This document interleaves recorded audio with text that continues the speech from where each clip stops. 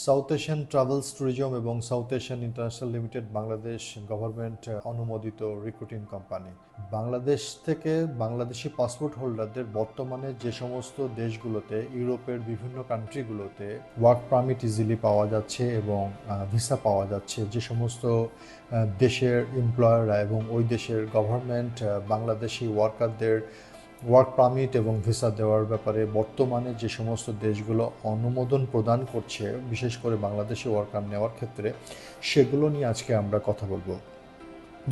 আপনারা সবাই জানেন যে বাংলাদেশের থেকে যে সমস্ত ওয়ার্কাররা ইউরোপের বিভিন্ন কান্ট্রিতে যেতে চায়, সব দেশের এমপ্লয়াররা এবং সব দেশের গভর্নমেন্ট কিন্তু অনুমোদন প্রদান করছে না বিশেষ কারণে।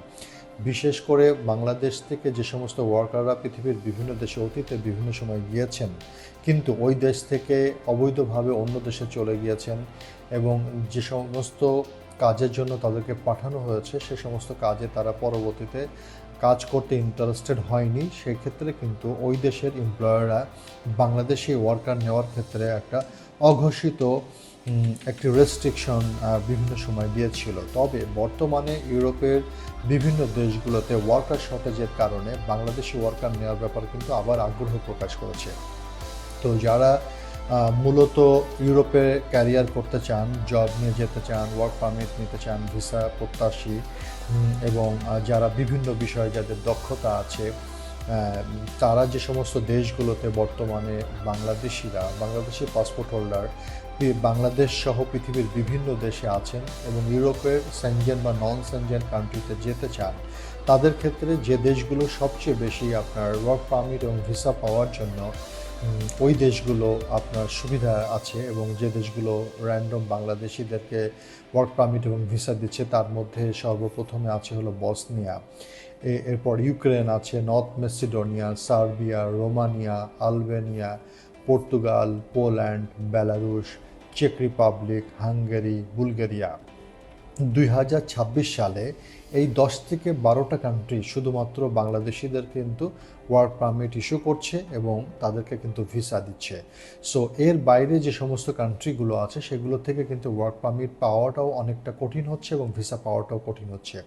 তো আমরা south Asian travels and tourism এবং সাউথ এশিয়ান ইন্টারন্যাশনাল লিমিটেড, আমরা বাংলাদেশ সরকার অনুমোদিত রিক্রুটিং কোম্পানি।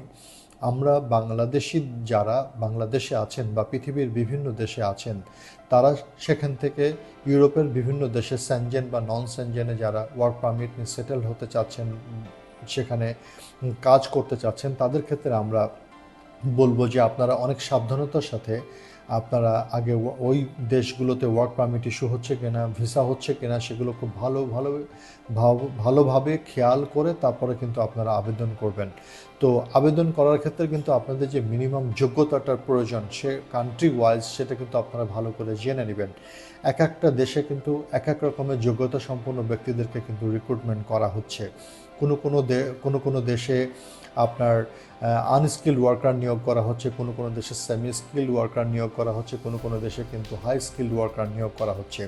এবং বাংলাদেশ থেকে যে বিভিন্ন ইউরোপিয়ান সেনজেন এবং নন সেনজেন কান্ট্রিগুলোতে বর্তমানে ওয়ার্ক পারমিট এবং ভিসা ইস্যু করছে, আপনারা ভালো করে রিকোয়ারমেন্টসগুলো জেনে নেবেন। সেক্ষেত্রে কিন্তু ম্যাক্সিমাম দেশগুলোতেই আপনার প্রথম ধাপে কিন্তু পুলিশ ক্লিয়ারেন্স লাগছে এবং পুলিশ ক্লিয়ারেন্সগুলো কিন্তু অ্যাপোস্টাইল করতে হচ্ছে বাংলাদেশ ফরেন মিনিস্ট্রি থেকে।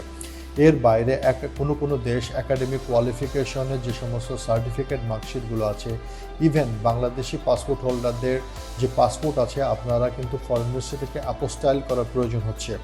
সো বর্তমানে আপনি যদি আপনার ইউরোপিয়ান সেনজেন নন সেনজেন কান্ট্রিগুলোতে বাংলাদেশি পাসপোর্ট হোল্ডাররা যদি ওয়ার্ক পারমিট এবং ভিসা পেতে চান, তাহলে আপনাদের ওই দেশের গভর্নমেন্টের এবং এমপ্লয়ারের রিকোয়ার্ড ডকুমেন্টসগুলো ভালো করে জানতে হবে এবং সেই অনুযায়ী কিন্তু ডকুমেন্টস আপনাকে প্রোভাইড করতে হবে। তারপর কিন্তু ওয়ার্ক পারমিট ইস্যু হবে, এরপর কিন্তু ভিসা ইস্যু হবে। সো আপনারা যারা ইউরোপের সেনজেন নন সেনজেন কান্ট্রিতে আপনার ওয়ার্ক পারমিট এবং ভিসা প্রত্যাশী বাংলাদেশি পাসপোর্ট হোল্ডার বাংলাদেশ অথবা পৃথিবীর বিভিন্ন দেশে আছেন, তাদেরকে আমরা বলবো যে আপনারা বর্তমানে Bosnia, Ukraine, North Macedonia, Serbia, Romania, Albania, Portugal, Poland, Belarus, চেক রিপাবলিক, হাঙ্গেরি, বুলগেরিয়া, এই কান্ট্রিগুলোতে চেষ্টা করবেন। তো এর মধ্যে কিছু কিছু দেশ আছে যে আপনি বাংলাদেশ থেকে বসেই ভিসা করা সম্ভব। বেশ কিছু নন সেনজেন কান্ট্রি আছে, আবার বেশ কিছু সেনজেন কান্ট্রি আছে। সেক্ষেত্রে ভিসার জন্য কিন্তু আপনাকে ইন্ডিয়াতে যে অ্যাম্বাসি আছে সেখানে আপনাকে ফিজিক্যালি যেতে হবে, সেখানে ফিজিক্যালি অ্যাপ্লিকেশন জমা করতে হবে এবং সেখান থেকে ভিসাটি আপনাকে রিসিভ করতে হবে। সো এই 10 থেকে 12টি কান্ট্রির মধ্যে যে কান্ট্রিগুলোতে আপনারা যাওয়ার জন্য ইন্টারেস্টেড হবেন, সেক্ষেত্রে ভিসা সিস্টেম কি, রিকোয়ার্ড ডকুমেন্ট সিস্টেম কি, কী দক্ষতার লোকজন নেওয়া হচ্ছে, সেগুলো ভালোভাবে জেনে যাচাই বাছাই করে তারপরে আপনারা আবেদন করবেন।